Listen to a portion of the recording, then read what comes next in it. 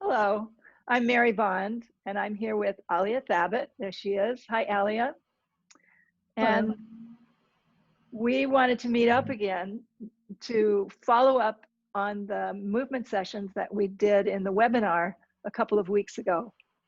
Because although a client might feel something very strongly during a session, it's not really sustainable unless it can be integrated into their life. So during that session, we did two things. One was a supported side lying to open up the side body and hopefully decompress the spine a little bit. And then we followed up with a hammock exercise to awaken the sleeping core muscles. So that's what we did. And I think you carried on with some of that for a while. How are you doing? I carried on with both of those exercises, and it's been a very interesting process. It actually takes me kind of a long time to do them, Mm-hmm. but it's because it's very pleasant. Like it takes 15 to 20 minutes just to do the two side things and the ball exercise. Mm-hmm. And 15 is if I'm kind of rushing a little bit. But Mm-hmm. I find it to be engaging through the whole time as opposed to, is it over yet? And I can really feel in the side lying, I can really feel as the stretch starts to open and deepen. So Mm-hmm. doing it feels productive in the moment. And the ball exercise is incredibly soothing. It's just really pleasurable to do that exercise. So, subjectively, that's all very well. Objectively, I am not really having any particular back pain. My waistline, this sounds funny even to me. All my props are back there just in case you wanted to like see anything. I'm going to lift my shirt. Is that okay? Sure, sure, fine. So my waistline over here, now this side, has Mm-hmm. kind of been up here, Yes. Mm-hmm. and it's lengthened and come all the way down to here. Like it's visually different than it was before I started, which That's the curvature softening, the right side bend, right? I Wow, guess, that's very surprising and wonderful. yeah, I was like, is that really happening? Hmm. And I keep an eye on it and I kind of look at it every day, and by God, it is really happening. At first it's like, well, if I hold myself well this way, it's really happening, but now it's like that. And the two sides of my waist have been different my entire life, and that's Mhm. something that I've observed, since a long time ago. And they're not the same now, but they're considerably similar. So that's one thing. I feel a lot more um, availability, flexibility in my spine. It, moves side to side and front to back with, uh, it's just more, the movements are more fluid and less Mhm. chunky. Mhm. And it's like more like it was quite a long time ago as opposed to how it's been recently, which is Mhm. was sort of alarming. So there's that. The lack of pain is really excellent.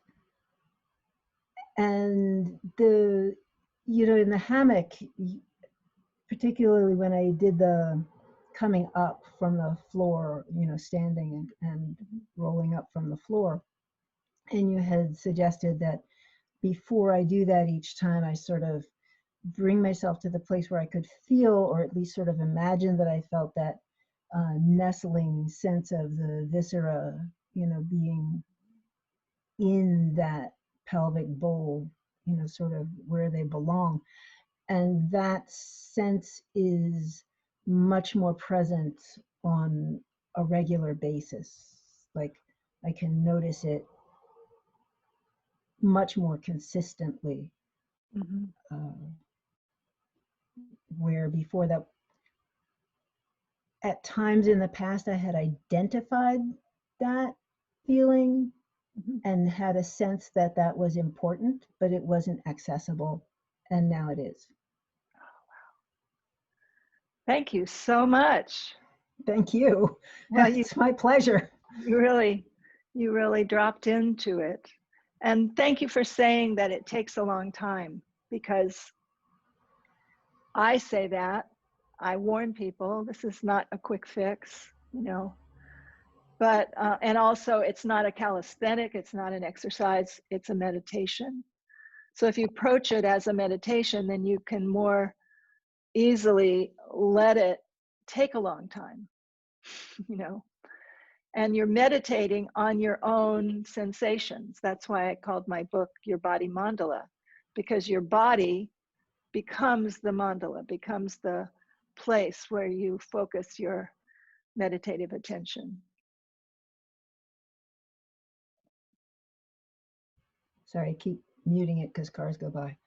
Oh, Yes, and that's kind of, that is how it feels when I do it. And my osteopath PT at one point had told me that doing a stretch is pointless unless you're willing to stay with the stretch for 3 minutes, at least 3 minutes.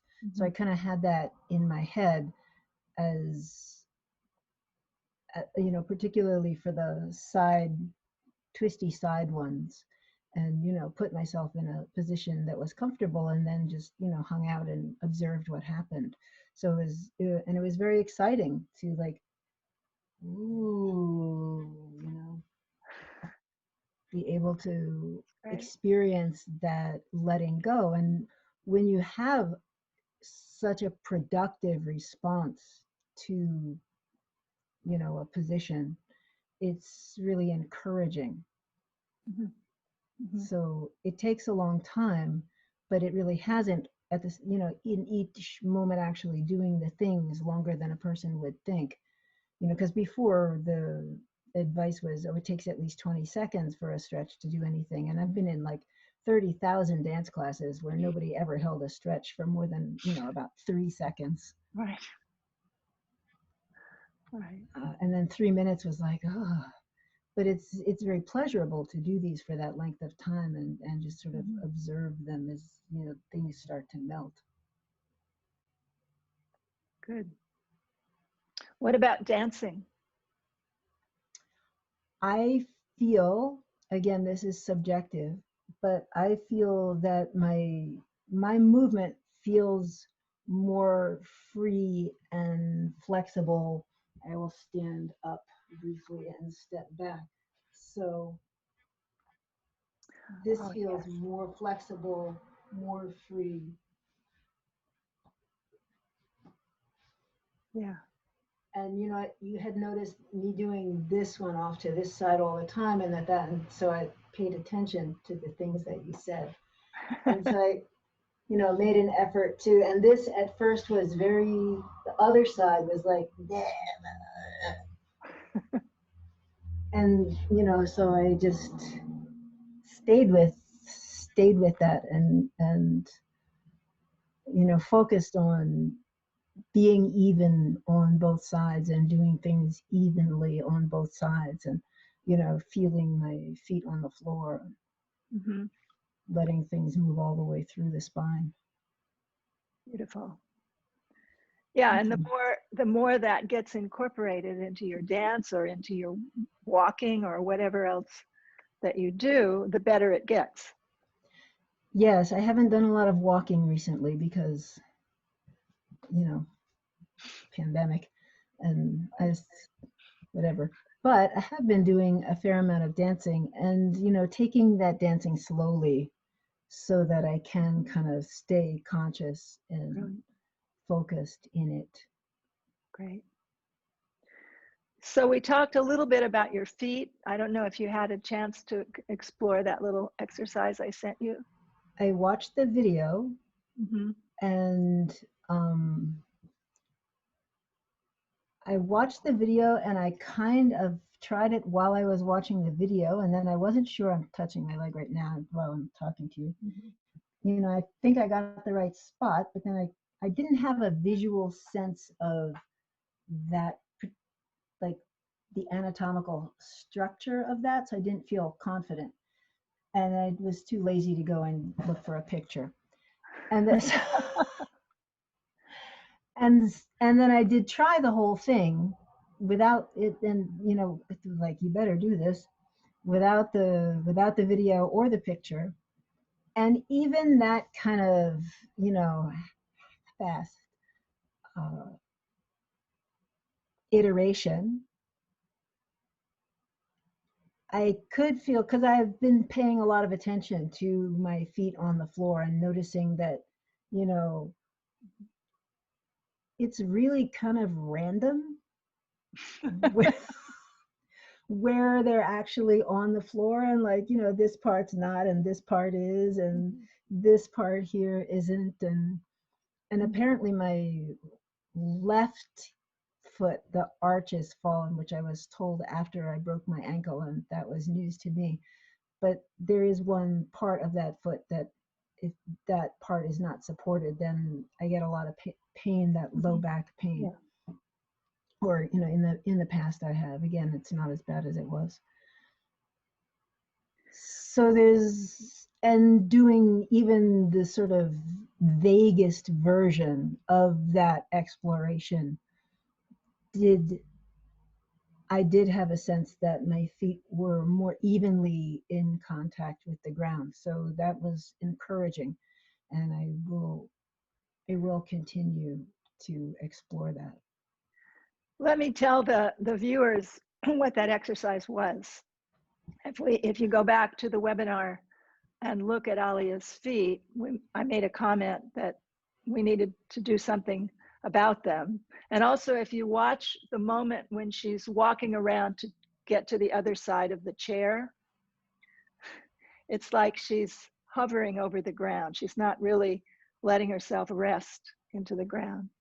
So I saw that and I thought, well, but this is a big story.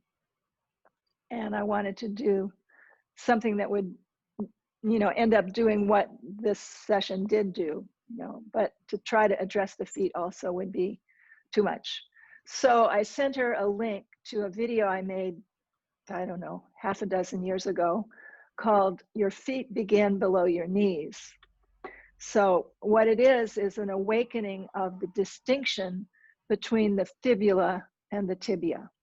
Because a lot of times, as in Alia's case, where there's been trauma to both ankles, both feet, the tendency is to pull up into, away from the ground. So the muscular compartments all around the tib and fib get very tight. And the other thing we noticed in her video in the webinar was that she tends to rest onto her knees. So that's what I call using the knees instead of feet. The feet become substitute knees. So the way to get, one way to start opening the feet is to open what connects the body to the feet, which is the tib and fib. So just for you, happen to have one here. Oops. Okay, so this is the fibula on the right side and the tibia. And see this big plateau up here. That's where you tend to kind of lock yourself down onto that plateau. And that feels stable. And yet, you know, it's not as severe as it could be because you dance and you do use your feet, you know, but I would say that you're not quite in your feet. Yeah. So anyway, huh? I agree with that. Yeah. So I didn't want to go to the feet until I'd open up the avenue to the feet. So that would be the homework that I gave her, was to watch that video. It involves just a self-palpation of your fibula and your tibia. Very slow and, you know, just being very kind of innocent about it. My gosh, I've got 2 bones down here. I didn't know that. And I actually didn't know. I mean, I knew that, but I didn't really have any consciousness of it. exactly. So So building up the consciousness of it can help you get into your feet more. And then we can have another discussion, you and I, some other time about the feet themselves. But again, and that's another story. But I do have a marketing coming up here. I do have a video called Know Your Feet, which discusses this concept. And I'm doing a workshop online in July about the feet. You can find out about that on my website. So anyway, my dear, it's so good to see you, and I'm so glad that we had a chance to work together. Thank you for volunteering. It's good. Oh, it's my pleasure, and I am thrilled to be able to do this. And all of the little observations that you made and all the things that you said were completely fascinating to me personally, to hear those things. And I really appreciate how neutral and generous and kindly you phrase and organize all of the things that you said. So they're very easy to hear. They're just, like facts. Oh, And well, it makes a big difference, because a person is already like, oh my God, I'm such a mess. But it doesn't feel that way listening to you. It's just like, oh, and there's this and there's this, and we're going to move this over here, and then it will be fine. Well, thank you for saying that. And I just want to say to the viewers, especially people who work with movement, that's part of the work, is learning how to phrase things in a way that's comfortable for the client. And it is part of the skill, and I have had to work at it. So and I can tell that, and I can see that, because that just doesn't happen by itself.